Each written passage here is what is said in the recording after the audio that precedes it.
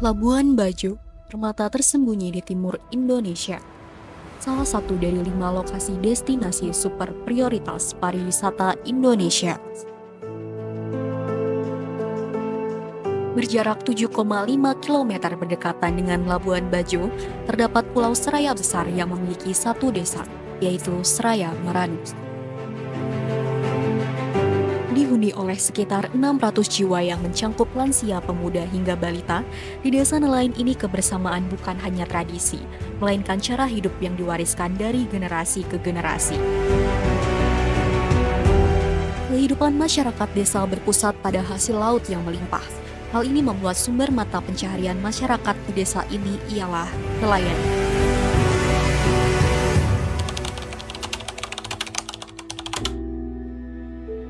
Jadi desa Dermaga ini dibangun pada tahun 2004 mulai dari Dinas Perikanan. Makin tahun itu tidak layak untuk digunakan dan ditargetkan ini tahun depan sudah tidak dipakai lagi dermaga ini.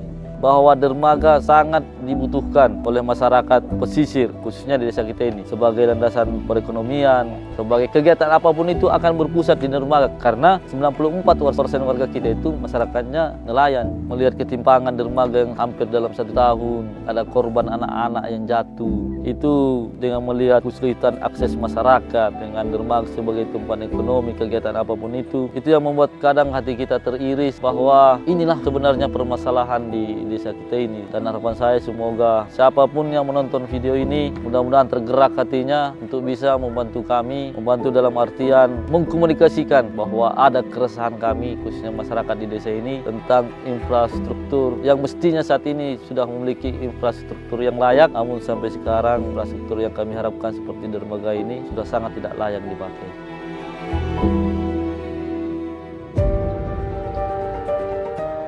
Pemerintah yang seharusnya menjadi pelindung justru lebih sibuk mengatur proyek besar di pusat kota. Seolah dermaga rusak hanyalah sepintas cerita belaka. Atau mungkin mereka lupa bahwa di balik dermaga yang rapuh itu ada ratusan nyawa yang menggantungkan hidup harus menelan getih.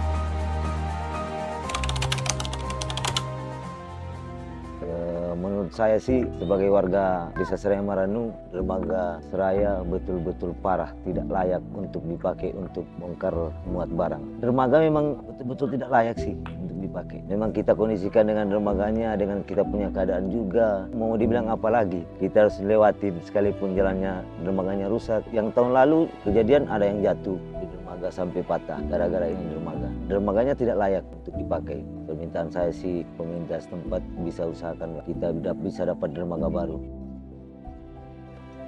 Waktu saya mau jatuh, saya mau pergi ke Labuan Bajo. Malam itu kan hujan, jadi kan licin itu dermaga. Pas saya pegang di jarum panjang itu, terlepas saya punya tangan. Akhirnya saya jatuh.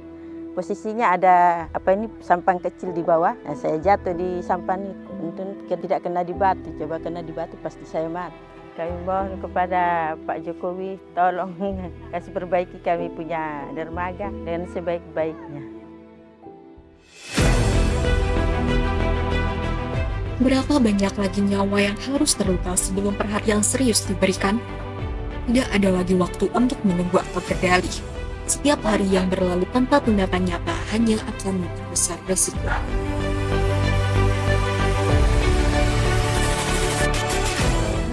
Teman-teman bisa lihat sendiri dermaganya sudah hampir ambruk dan hanya ada satu dermaga di desa ini, yaitu ini yang digunakan untuk semua aktivitas. Sedangkan notabene kita ini desa nelayan, otomatis semua aktivitas nelayan itu ada di sini, di dermaga. Itu yang pertama. Yang kedua, untuk semua logistik yang masuk dari Labuan Bajo juga semua melewati dermaga ini. Jadi dengan kondisi dermaga yang sekarang, kalau misalnya kami yang pemuda tanpa ada barang bawaan, kami masih bisa jalan dengan normal lah di dermaga dengan keadaan seperti ini. Tapi kalau misalnya dengan kita membawa barang, contohnya misalnya kita bawa gerobak lah untuk ngambil barang dari ujung dermaga, otomatis sudah tidak bisa lewat sini. Karena kalau lewat sini gerobaknya pasti jatuh. Baik kalau gerobaknya yang jatuh, kalau misalnya orang yang bawa terus kecelakaan gimana? Nah itu, mungkin ini yang pertama. Yang kedua mungkin kalau ibu-ibu atau mungkin lansia lah ketika lewat sini, otomatis jantungnya sudah mau copot nih. Karena lihat saja kondisinya. Ini tinggal digoyang-goyang tuh, sudah, maksudnya ini sudah agak layak sama sekali untuk digunakan. Tapi karena tidak ada akses sama sekali, hanya ada ini, ya otomatis warga desa hanya gunakan dermaga ini saja. Mungkin itu saja untuk soal